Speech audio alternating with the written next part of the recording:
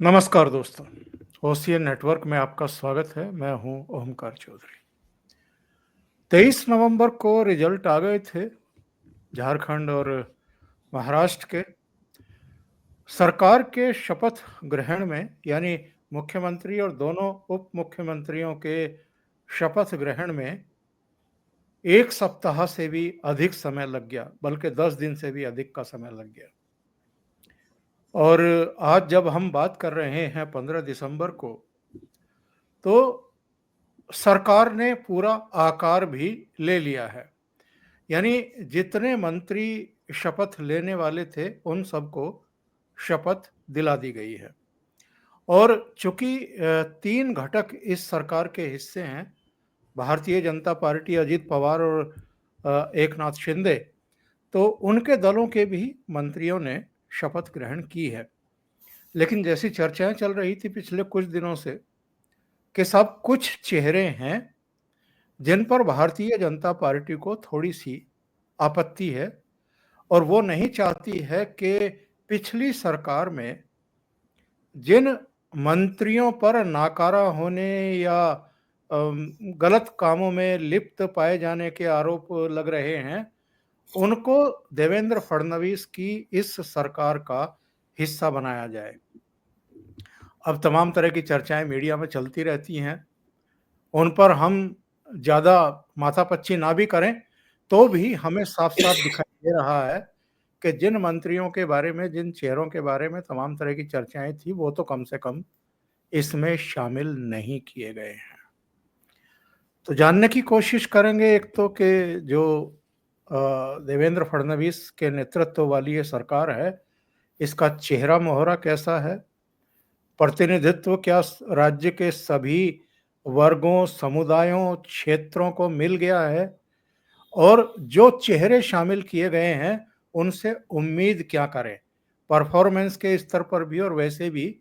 और इसके अलावा जिस महत्वपूर्ण बिंदु पर आज मैं बात करने वाला हूं भाऊ तोरसेकर जी से, वो है क्या अब उद्धव ठाकरे इररिलेवेंट हो गए हैं महाराष्ट्र की राजनीति में?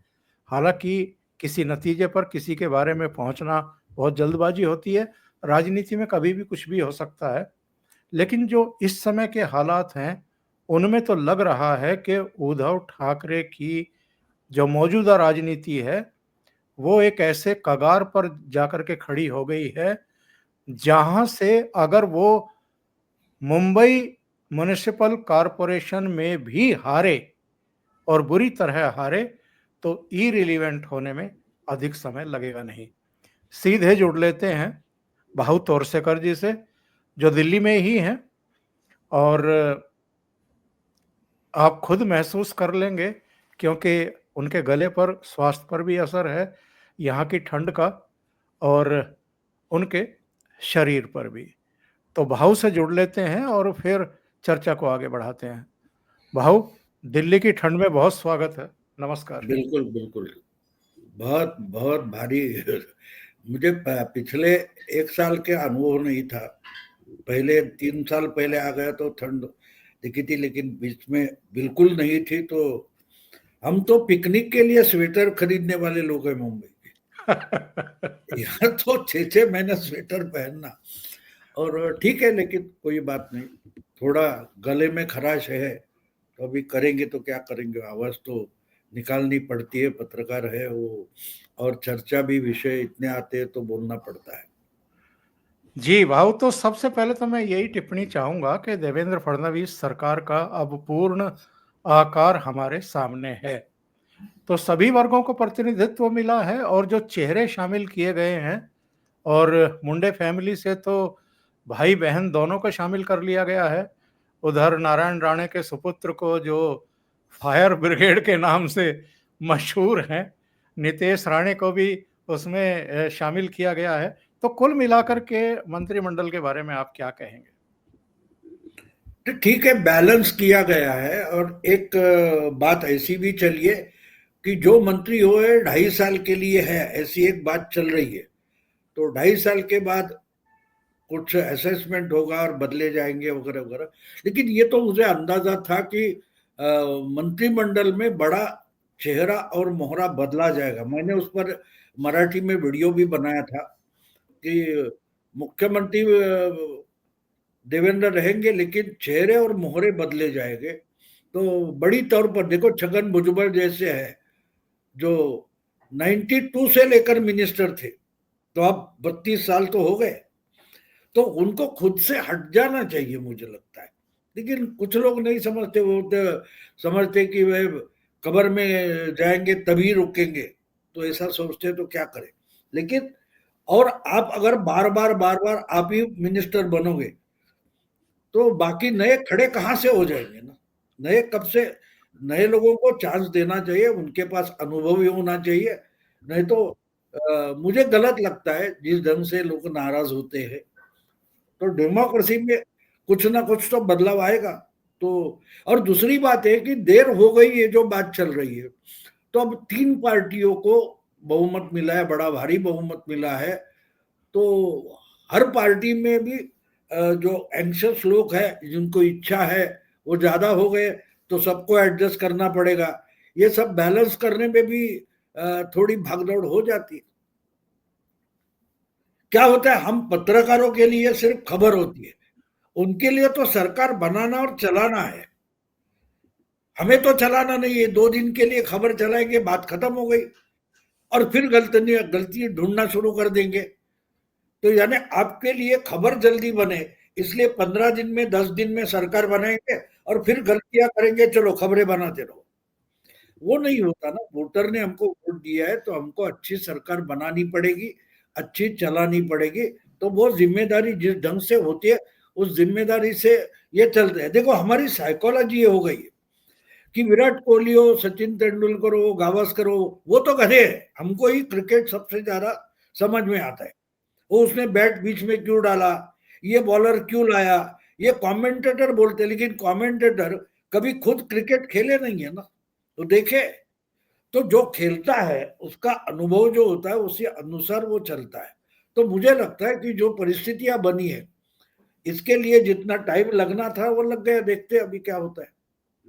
लेकिन भाऊ ये तो कहा जाता है ना कि भाई जो जो जो डिपार्टमेंट जिस मंत्री को दिया जा रहा है, जो शपथ ले रहा है, उसको उस डिपार्टमेंट के बारे में कुछ जानकारियां तो हो। अभी विधानसभा का सत्र शुरू होने वाला है नागपुर में, और सत्र से ठीक पहले आप नागपुर में ही शपथ ग्रहण करा रहे हो। तो ये काम जो है वो 5-7 दिन पहले भी हो सकता था, ताकि मंत्रियों को कम से कम जिन विभागों पर वहां जवाब मांगे जाएंगे सदन में, उन विभागों के बारे में थोड़ी जानकारी तो हो।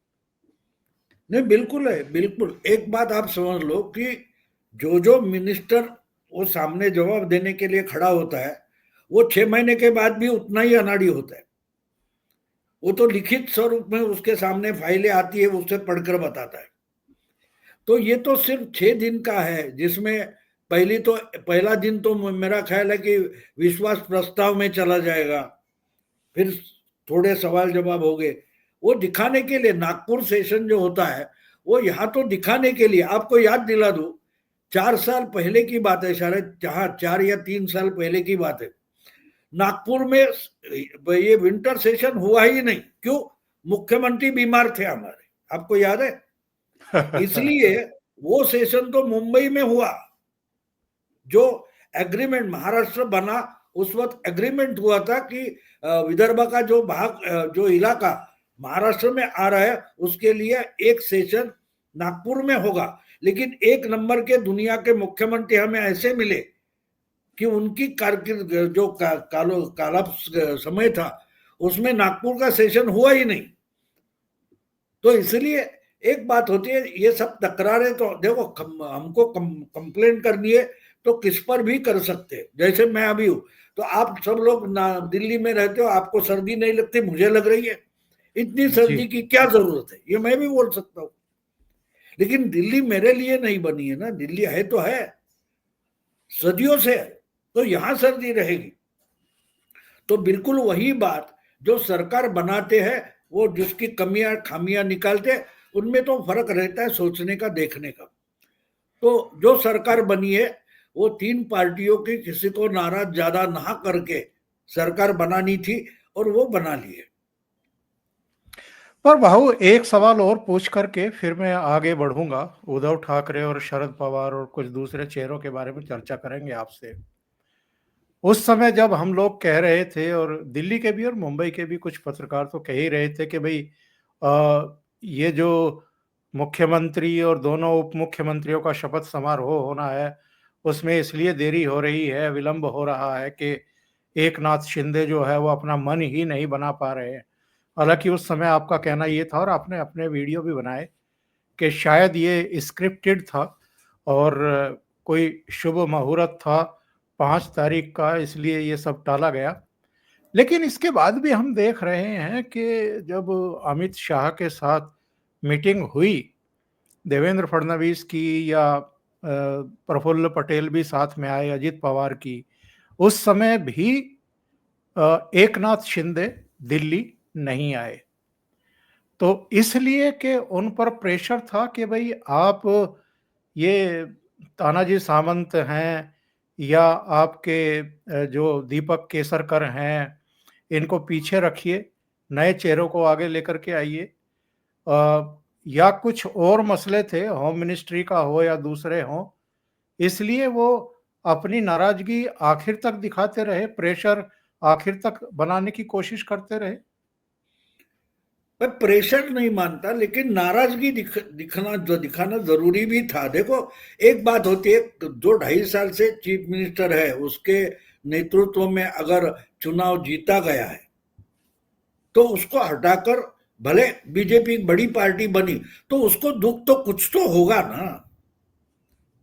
ये इंसान है। देखिए, हम लोग सब इंसान है, हम पत्रकार है, हम भी इंसान है, पॉलिटिशियन है, वो भी इंसान है। उसको चीफ मिनिस्टरशिप छोड़ना होता है तो दुख तो होता है ना। आपको याद होगा कि कर्नाटक में जब 20 साल पहले कांग्रेस और जेडीयू, जनता दल सेक्युलर की गवर्नमेंट थी, और उसको वो तोड़कर फिर बीजेपी और जेडी एस की सरकार बनी, तो कुमार स्वामी वहां के मुख्यमंत्री बने थे।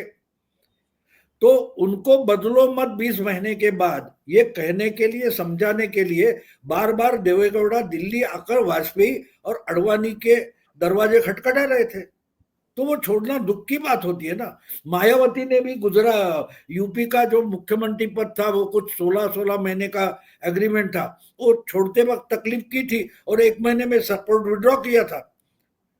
तो एकनाथ शिंदे कोई साधु संत महंत है नहीं, उनको भी कहीं ना कहीं चुभता होगा ना कि यार मैं क्यों छोड़ दूं। तो ये उस वक्त ये नहीं सोचा जाता कि भाई 2.5 साल पहले देवेंद्र ने मेरे लिए भी चुभने जैसी एक्शन ली है। तो ये इंसान होते हैं, दुख तो होगा उनको। ये भी हमें समझना चाहिए कि नाराजगी किसकी है, क्या है। खुशी नहीं होती, खुशी नहीं होती तो नाराजगी होगी, और नाराजगी होना लाजमी भी है। अगर कोई बोलता है कि नाना मैं बिल्कुल नाराज नहीं हूं, तो वो झूठ बोलता है। तो इसलिए नाराजगी तो जरूर होगी। मुझे याद है कि 2000 क्या बोलते हैं उसका, 2009 का चुनाव जीतने के बाद अशोक चौहान को भी छोड़ना पड़ा था चीफ मिनिस्टरशिप, और पृथ्वीराज चौहान मुख्यमंत्री बन गए थे। फिर 2000 मेरा ख्याल है 4 की बात थी, विलासराव देशमुख मुख्यमंत्री बन गए, सुशील कुमार शिंदे को छोड़ना पड़ा था, उनके नेतृत्व में चुनाव जीता गया था। तो खुशी खुशी से ले लो भैया, मैं भाग जाता हूं, ऐसे तो नहीं बोलेंगे ना। किसी को भी दुख होता है, वो भी इंसान है। तो कुछ बातें ऐसी है कि एकनाथ शिंदे को भी चुभी होगी तो गलत नहीं है। और चुनाव जीतने के बाद 5 साल चीफ मिनिस्टर से हटकर अगर देवेंद्र फडणवीस बैठते हैं तो उनका सैक्रिफाइस भी हमें समझना चाहिए ना, सबको समझना चाहिए। क्योंकि 2019 में उन्होंने यूटी की मेजोरिटी लाई थी, उनके नाम पर लाई थी। तो ये बातें होती रहती, हम इंसान हैं, तो सामने वाले की भावना ये हमें समझना जरूरी है। जी भाऊ, आगे बढ़ते हैं। पिछले दिनों एक घटना हुई है। घटना क्या हुई है, शरद पवार 85 साल के हो गए हैं, और कुछ दिन पहले उनका बयान आया था कि अब नई पीढ़ी को आगे लाना चाहिए। तो ये बात तो अजित पवार ने भी उनको कही थी कि अब नई पीढ़ी को आप मौका दे दीजिए। तब तो वो माने नहीं थे, घोड़े से नीचे उतरने को तैयार ही नहीं थे। अब कह रहे हैं कि नई पीढ़ी को आगे आना चाहिए, यानी उनकी बेटी को आगे आना चाहिए और वो पीछे रहेंगे, ऐसा कोई भाव है क्या? या जो आपकी धारणा उनके बारे में रही है कि जो ये कहते हैं वो करते ही नहीं हैं और जो करते हैं उसके बारे में किसी को भनक ही नहीं देते हैं, फिर उसी ट्रैक पर जा रहे हैं। और दूसरे भाऊ, जो एक मीटिंग की बड़ी चर्चा है कि कोई मीटिंग हुई है जिसमें अजीत पवार भी थे और पवार फैमिली के वो सदस्य भी शामिल थे जो अजीत पवार के साथ अभी नहीं है, पर कुछ खिचड़ी पक रही है। तो ये खिचड़ी क्या है? नहीं, खिचड़ी की बात नहीं है। मैं मानता हूं कि एक सच्चाई पवार को रियलाइज हो गई होगी कि अब उनकी उम्र 85 है। अगले अभी कोई भी बड़ा चुनाव नहीं है, यानी लोकसभा हो विधानसभा हो, वो तो 2029 के आ जाएंगे, यानी कम से कम 4.5 पौने 5 साल बाकी है। तो उस समय वो क्या इतनी ताकत लड़ाकर पार्टी चला सकते हैं या अच्छी संख्या ला सकते हैं? अगर नहीं ला सकते तो क्या करेंगे? तो इसलिए शायद ये सच्चाई उन्होंने स्वीकार कर लिए कि भाई 2024 मेरे लिए आखिरी अवसर था। तो दूसरी बात आपने जो पूछी कि अगली पीढ़ी आनी चाहिए, शरद पवार खुद को ही अगली पीढ़ी मानते। वो आप खुद को सिर्फ पोता नहीं मानते, अपना ही पोता खुद को ही मानते हैं, पोते का भी पोता मानते हो, क्योंकि अगली पीढ़ी का मतलब उनको पता नहीं है। वो बीच में कई मीटिंग में बोले भी थे, मैं बुढ़ा हो गया क्या, मैं म्हातारा झालो का।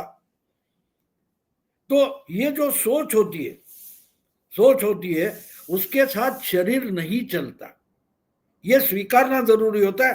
हम भी, आपकी भी उम्र है, मैं आपसे थोड़ा बड़ा हूं, हम मानते हैं ना हमारी उम्र हो गई है, हम कितना दौड़ेंगे, कितनी मेहनत करेंगे, उस पर कोई सीमा आ जाती है। और वो ना स्वीकारते हुए आप लड़ने की कोशिश करो तो वो हार गए। अभी विधानसभा में इतनी बुरी तरह से हार गए कि वो मानो फ्रस्ट्रेट हो गए। हाँ, वो दिखाते नहीं, लेकिन फ्रस्ट्रेट हो गए। और इसीलिए मेरा ख्याल है कि उन्होंने ही शायद अमित शाह को हो या अजित दादा को हो अपने 85वें जन्मतिथि पर खुद ही बुलाया होगा, बोला है भाई इससे निकलने के लिए मेरे लिए जरा रास्ता खोल दो। तो इस उम्र में बाकी लोग बोलते जाने दो, उम्र हो गई है तो उनको बेइज्जत क्यों करे भाई। अब देखिए, मुझे एक बात आपको समझना चाहिए कि अगर अमित शाह ने इनको जन्मदिन की बधाई फोन पर दे दी थी, उसके बाद उनके निवास पर जाने की क्या जरूरत थी अमित शाह को? तो यहां पता चलता है कि कुछ तो खिचड़ी पक रही है, कुछ तो खिचड़ी पक रही है। और दूसरी बात यह है कि अगर उनकी हालत बुरी है तो बेटी का क्या होगा, क्योंकि बेटी को एस्टेब्लिश करने से चूक गए। और पिछले समय ही करना चाहिए था जब उन्होंने अपनी किताब का विमोचन किया था और उस वक्त रिजाइन होने का ये किया था, फिर पलट गए थे। वो सबसे बड़ी और आखिरी गलती है, मैं मानता हूं। अगर वो गलती नहीं करते तो अपने आप में अजीत दादा के पास पार्टी चली जाती, बेटी दिल्ली की राजनीति में एस्टेब्लिश हो जाती, लेकिन नौटंकी करने से बाज नहीं आते। ये जो इनकी छोचोरापन है वो इनके लिए सबसे बड़ा प्रॉब्लम है। भाव 2014 की घटना हमें याद है, जब लोकसभा चुनाव तो शिवसेना, उद्धव ठाकरे और भारतीय जनता पार्टी साथ मिलकर के लड़े थे, पर जब विधानसभा चुनाव में सीटों की बात आई, कौन कितनी सीटों पर लड़ेगा, तो दोनों में लड़ाई हो गई, दोनों अलग अलग लड़े। और शिवसेना की भी 63 सीटें आ गई, इनकी भी 122-23 सीटें आ गई। और उसके बाद स्थितियां ये बनी कि शरद पवार ने बिना शर्त देवेंद्र फडणवीस के नेतृत्व में बन रही सरकार को समर्थन देने का ऐलान कर दिया। हालांकि बाद में उद्धव ठाकरे आ गए, सरकार में भी शामिल हो गए, केंद्र में भी और वहां भी, पर बाद के वर्षों में शरद पवार ने कहा कि मैं तो इसलिए बिना शर्त समर्थन दिया था ताकि इनमें आपस में मतभेद पैदा हो जाए, दूरियां बढ़ जाएं और दो बिल्लियों की लड़ाई में जो बंदर का रोल होता है वो मैं निभाऊं। लेकिन मेरा मानना ये है कि शरद पवार का जो कुल मिलाकर के रवैया रहा है वो ये है कि सत्ता की मलाई से दूर नहीं रह सकते हैं। और बहुत सारे लोगों ने ये भी कहा है कि अजित पवार के नेतृत्व में जो एमएलए टूट करके आए, तो वो भी कहीं न कहीं शरद पवार की सहमति से हुआ था। और अभी भी जो कुछ खिचड़ी की बात हम कर रहे हैं कि कुछ पक रही है, तो इसमें भी शायद शरद पवार का यही हेतु है कि भई मैं और सुप्रिया अलग रह लेंगे। सुप्रिया अगर केंद्र में कहीं एडजस्ट हो गई, स्थापित हो गई तो वेल एंड गुड, वरना तो बाकी लोग कम से कम मलाई खाने के लिए जाएं। तो क्या ये बीजेपी, देवेंद्र फडणवीस और दूसरे लोग नहीं समझते हैं कि शरद पवार एक्चुअल में गेम क्या खेल रहे हैं? नहीं देखो, कभी कभी ऐसा हो जाता है ना कि हम एक खिलाड़ी को इतना मानते हैं कि यही खिलाड़ी है, बाकी सगड़े सब अनाड़ी है। तो वो गलती करता है तो भी उसमें हम दाव ढूंढना चाहते हैं। लेकिन कभी कभी यही खिलाड़ी झूठे कॉन्फिडेंस के कारण दूसरे के हाथ का खिलौना बन जाता है। अब मैं सोचता हूं जिस ढंग से मैंने आपको बोल दिया अभी अभी कि शायद अमित शाह को भी इन्होंने ही बुलाया होगा कि घर पर आकर जरा शुभेच्छा दे दो तो मुझे निकलने का रास्ता मिल जाए। इससे गड़बड़ कहां हो गई? उद्धव के खेमे में गड़बड़ शुरू हो गई, कांग्रेस के खेमे में गड़बड़ शुरू हो गई। देखो, उद्धव का कोई बंदा या कांग्रेस का कोई बंदा दिल्ली में शरद पवार को बधाई देने के लिए पहुंचा नहीं। तो जिस ढंग से अजित दादा वहां पहुंच गया, क्या वो देवेंद्र फडणवीस या अमित शाह की गेम नहीं हो सकता? अगर पवार इंडी अलायंस के इतने बड़े नेता है तो उनके बधाई के लिए इंडी अलायंस के कांग्रेस के कोई भी नेता नहीं पहुंचते, ना कि उद्धव ठाकरे के कोई लीडर पहुंचते, लेकिन अमित शाह पहुंच जाते। अजित दादा पूरी फैमिली लेकर और अपने साथी लीडर लेकर पहुंच जाते। तो खिलौना कौन है और खिलाड़ी कौन है, आप ही सोचिए। क्योंकि अगर हम दिमाग में पकड़ कर बैठे कि खिलौना ही खिलाड़ी है, एक समय ऐसा होता है ना कि बंदर ही मदारी को चाबुक लेकर खिलाना शुरू कर देता है। मुझे लगता है कि वैसी कुछ हालत हो गई है। अभी बच्चे नहीं है तो ठीक है भैया, लोकसभा में मेरे एमपी तू लेके जा, और दिल्ली में सुप्रिया रहेगी, महाराष्ट्र में तुम रहोगे, एक मिलजुल कर सब करो। ये शायद कहीं उनमें फैमिली में ये तय हो गया है, तो उसका परिणाम हम देख रहे हैं, ऐसा मैं मानता हूं। और इस पूरे खेल में उद्धव ठाकरे का क्या होगा भाव? नहीं, उद्धव ठाकरे का उन्होंने तय किया, सत्यानाश करके लेना उन्होंने खुद ही तय किया है ना। अब देखो, ये वापस भी नहीं जा सकते हिंदुत्व पर। अभी कल उन्होंने कुछ हनुमान मंदिर पर आक्षेप उठाया और वहां आरती करने के लिए उनके बेटे आदित्य ठाकरे पहुंच गए। तो अचानक से अरे तुम्हारे दरवाजे पर वो नवनीत राणा और रवि राणा हनुमान चालीसी बोलने के लिए आए थे, उनको उठाकर जेल में डाल दिया। बिल्कुल। मातोश्री पर आए थे ना कलानगर में, और आज वही उद्धव ठाकरे एक हनुमान मंदिर बचाने निकले। ये सब मुख्यमंत्री थे और साधुओं का हत्याकांड हो गया, एक भीड़ ने उनको मार डाला था, तब आपका हिंदुत्व क्या कर रहा था? तो उद्धव ठाकरे ने अपने लिए ही चक्रव्यूह बनाया और उसमें फंस गए। वो जो शेख चिल्ली जब बोलते हैं ना, जिस शाखा पर बैठा है उसी शाखा को तोड़ रहा था बिल्कुल। तो उद्धव ठाकरे ने अपनी इसे हालत बना दी उनको। एक मैं मानता हूं पॉलिटिक्स में दूसरा कोई आपको खत्म नहीं कर सकता, आप खुद को खत्म कर लेते हो, आप अपना नुकसान कर लेते हो।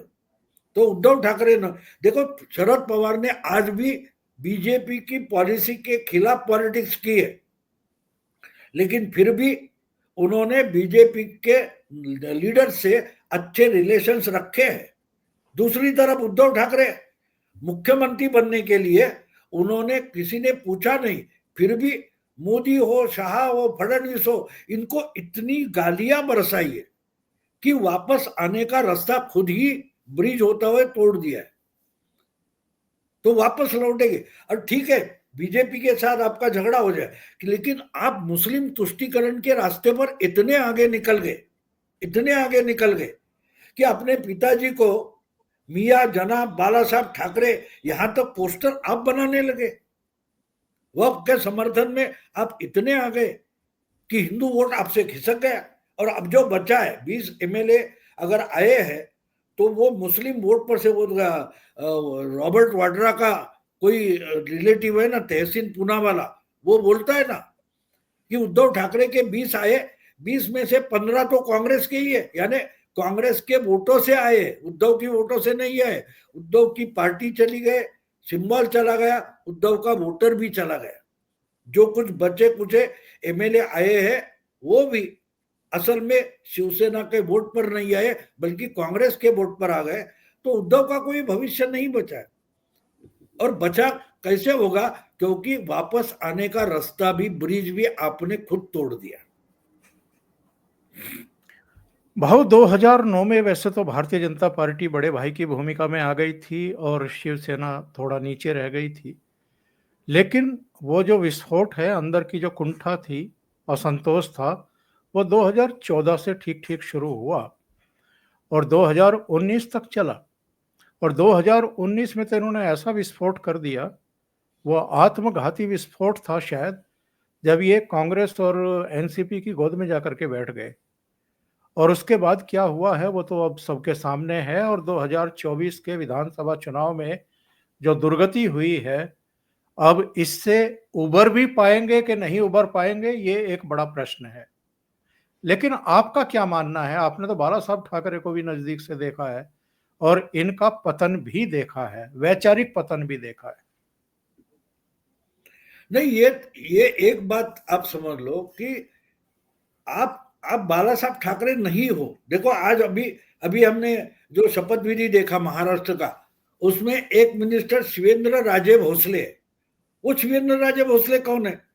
ये डायरेक्टली 15वीं 17वीं कुछ शिवाजी महाराज की पीढ़ी है। वो खुद शिवाजी महाराज के वंशज है, वारिस है। फिर भी वो औरों से कैसी बात करते थे आपने देखा होगा। उदयन राजे भोसले जो शिवाजी महाराज के आज के वंशज है, लेकिन वो कितनी अदब से, शरद पवार हो, उद्धव ठाकरे हो या देवेंद्र फडणवीस हो, मोदी जी हो, इनके साथ कितनी अदब से बात करते। खुद बाला साहब दूसरों से बहुत अदब से बात करते थे। इनका आदित्य ठाकरे और उद्धव ठाकरे का जो अहंकार है वो उनसे भी बड़ा हो गया है।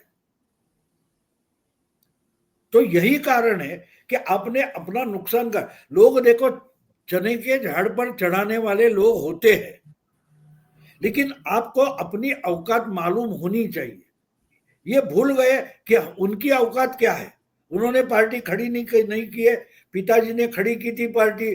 पिताजी के जो साथी थे, एक एक को हटाकर ये इन्होंने पुरानी सब लीडरशिप खत्म कर दी। मनोहर जोशी से लेकर जो जो कोई थे उनको हटाकर, और नई लीडरशिप तो डेवलप नहीं की। जो किए वो बिजनेस पार्टनर खड़े किए। तो बिजनेस पार्टनर राजनीतिक संघर्ष करने वाला होता नहीं। वो जब तक आपसे कुछ मिलने वाला है आपके साथ रहेगा, नहीं तो दूसरा पॉलिटिकल पार्टनर ढूंढेगा।